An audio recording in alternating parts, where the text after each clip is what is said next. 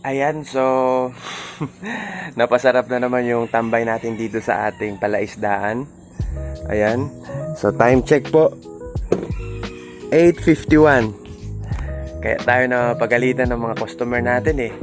Kagaya kahapon.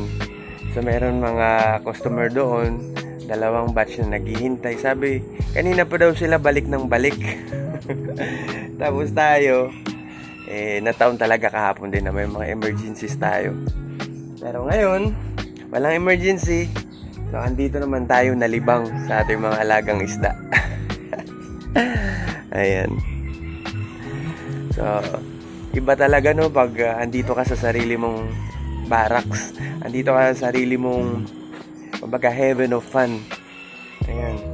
So, iba yung saya. Kumpara sa nakapwesto ka doon. Although atin din yung pet shop na yun.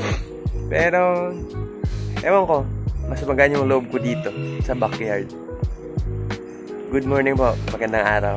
God bless sa lahat.